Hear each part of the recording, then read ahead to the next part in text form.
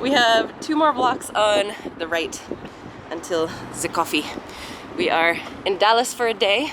I am here to speak at a mastermind, so I have to dust off my fancy conference clothes later and get it together for a couple hours to speak, and then we fly right back out of here. But right now, I just want to get warm and caffeine. get matcha. Yes, he's dragged me out of bed early to get the matcha. 8 minutes that away. Can we run? It's freaking cold. Thank you. This is very exciting. I was telling Hunter on the plane as we were coming over here that as I was putting my presentation together that I'm delivering later, I felt this weird subconscious internal pull to basically present like the other speakers, and they're all like incredible motivational speakers, and that's not intrinsically my style. I'm actually really logical, very, very tactical. And it's funny that the very thing that would probably make me actually memorable and stand out, I was actually tempted to kind of rein in and become like everyone else. And I don't think I'm alone in that. I think that that is just kind of the human condition. And I wanted to share it with you because I'm sure that there are situations in your life, whether it's speaking or just fitting in any way, you're tempted also to fit in. And I think our brain does that inherently because it's just seeking safety, right? We want to be like the other people because if we don't stand out, then we're safe. And for me, that was kind of an interesting thing to observe. So today, I'm going to lean into my very logical, very tactical side. I'm going lost in the day. I think it's 4:45 p.m., so hopefully everyone has the energy for it. And for better or worse, it'll be memorable. Feeling nervous? I don't really get nervous anymore. I think that when you know what you're talking about, there's not really a reason to be nervous. I think it's nerve-wracking when you go to share something that you don't fully understand just yet. That would be scary, but I've done this so many times now that I don't really get nervous. That makes sense, but you should tell them what you told me on the plane. About the nature of reality and the... Yep. Okay, so I was telling him on the plane on the way over that I was having a really intense conversation with my friend and also ChatGPT about just the nature of reality. And I think it's a really interesting question that literally everyone else is asking is like, where are we? What is this thing? What is the universe? Where does it end? Does it end? Are we creating it? Does it exist? How did it exist? All the big questions. And my current thesis is that we are creating reality. This is not going to be well explained right now. I feel like I need like the full ChatGPT prompt alongside me. Maybe we can edit that in.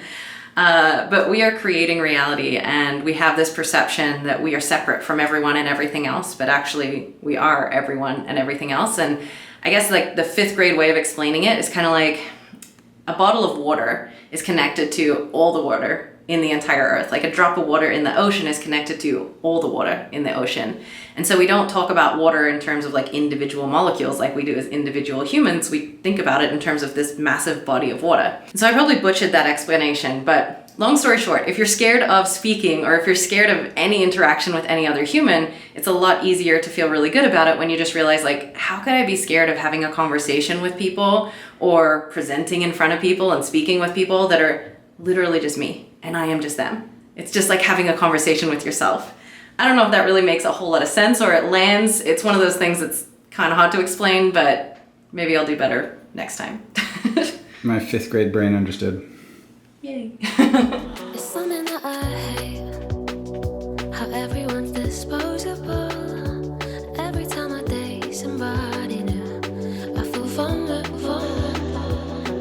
So we were at the airport waiting for a late night flight out. We were meant to fly out tomorrow morning, but apparently there's going to be storms, and it's birthday week, so I don't feel like getting stuck in Dallas, so we decided to get on a late night out of here. But today was incredible. It's so nice, and every time I do it, I say the same thing, so I don't know why I don't do it more often. But it's so nice to actually get out from just building, constantly being behind a computer, doing what's necessary to actually get the job done, to actually just for a moment stop and appreciate how far you've come. And that always happens whenever I meet people in the wild that are using MemberUp and loving it. And that was, I think, one of the nicest things, other than seeing Chris and Jen, my amazing friends, and getting to connect with the audience. It was just knowing that people are using our product and loving our product is such a cool feeling, and it gives me energy. It gives me energy to keep going. So yeah, really cool day and really excited to get home to our own bed and introvert hard after all of that peopling. The realtor sent me more houses. You want to see? Any standout? Do they have the right aesthetic? That's the question. He has nailed the aesthetic this time. This is Aesthetic's important. very Otherwise, important. we'll be homeless. If Amy had any say in this process. One is on Kumquat Avenue, which is, Kumquat. I feel like a street that I probably Isn't would that feel... like a fruit? Yeah, it's a little fruit. It's cute. Yeah, cute. Yeah, there's 4 in here that are good options, but Good, because I need a place to live. Otherwise, we both need a place to live. So for anyone watching last video, we thought we had 2 places secured. And then we got word that some off-market deals happened, and now they are not secured. So we have to move in a month, and we don't have a house just yet. And I'm very particular. Sure, we could just get any house, but I'm very, very, very particular. particular is an understatement. I'm very particular. Well, you know what you like, and you like what you know. So now it's a rush to find in a month a very, very certain style of house, which is very, very rare in Miami. But I trust that it's all working out for me, and I am embracing the surrender. We're gonna find the dopest house. It's gonna be good. Like as robots take over, and I had this scary fact of like there's by 2030 there's gonna be 10 billion humanoid robots. It was like a quote from Elon Musk. Yeah. 10 billion? Yeah. When something becomes Hold on. scarce, it becomes more in demand. Hold on, I'm not ready. In 15 years, there's going to be 10 billion That's what Elon says, yeah. 6 foot tall humanoid robots. Correct. How do you feel about this? I can't see your face. I just can't. I can't process it right Well, like now. work, everything's gonna change, right? So that's why we've been thinking at MemberUp, like, okay, knowing that this massive shift is going on, how do we, navigate that? And naturally, as something becomes more scarce, it's more in demand. And as these robots take over, the one thing that it won't be able to replace is connection, like real connection with a human. And real charisma with human skin. Sure. Do you think the robots will look like robots, or they look like what's that show? People. No. The Westworld. No, Yeah. they look like robots. For at least Some the of first, them, 20 years. have you seen those? Some of them have like full human skin suits already. No. Yeah. No. It's creepy. Show me. Depiction of excellence.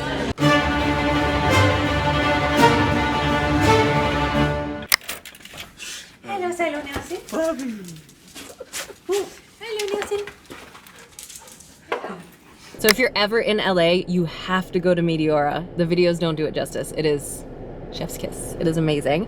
But something that I didn't share with you is yesterday was the best birthday ever, not just because I went there, not just because I got to hang out with my friends, but because we actually ended up finding the perfect house. And it's so funny because I always have this kind of belief that everything always works out for me, and I hold on to that even when it seems like dire times.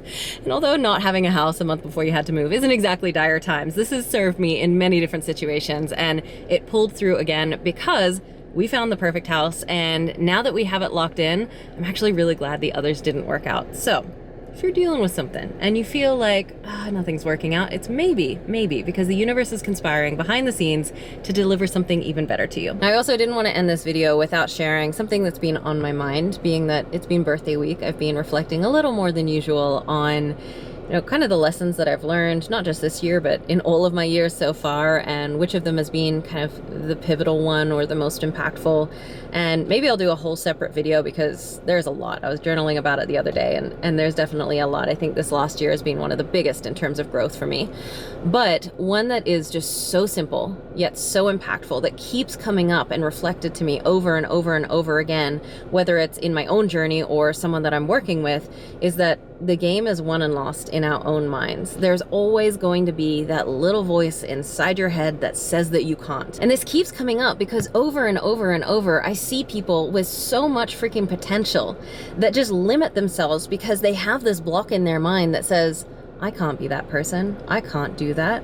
What will so-and-so think? And they're just limited by the constraints of their mind. And I think that while I'm yet to achieve so many of the things that I want to, the things that I have achieved have come from not necessarily knowing more than anyone else, but just having the confidence, number one, that I'll figure it out.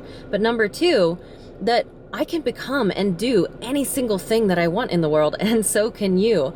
And it's so funny that we think that we need some kind of permission to change or to do something or to change careers or become a certain person, and the person to give you that permission is you. And I was just reflecting on that this week because my life has had many different twists and turns. If you've been here since the beginning YouTube days, you would have seen some of those and many that you haven't seen. And when I reflect on like all of these incredible things that I've gotten to experience, I'm like, wow, you really can become anyone that you want if you give yourself permission to. But so many of us don't, because they're waiting for some external person or thing or force to give them permission to say, hey, it's okay, you can be that person. But if you take nothing else away from this little TED Talk of mine, let it be this. You are the one that gives yourself that permission. And when you do, literally anything becomes possible. And that is a lesson that I am taking with me into the rest of my life, because it has had such a profound impact on all the years past so far, and I wanted to share it with you as well. All right, guys, that's it for this video. I hope you enjoyed it. I hope you took something away from it. I'm still trying to find the balance of what you guys prefer. So last video, I did a very tactical sit-down business tutorial style video. This video, naturally, is more documenting and behind the scenes. So would love your input. If you could drop me a comment and let me know what you want to see more of, that would be amazing. And I'd love to take you on the journey to Miami with me. So if that's up your alley, be sure to subscribe so you can follow along, and hopefully next video I'll be chatting with you from there. Talk soon. It was me and you, but every time I meet somebody new, it's like deja vu.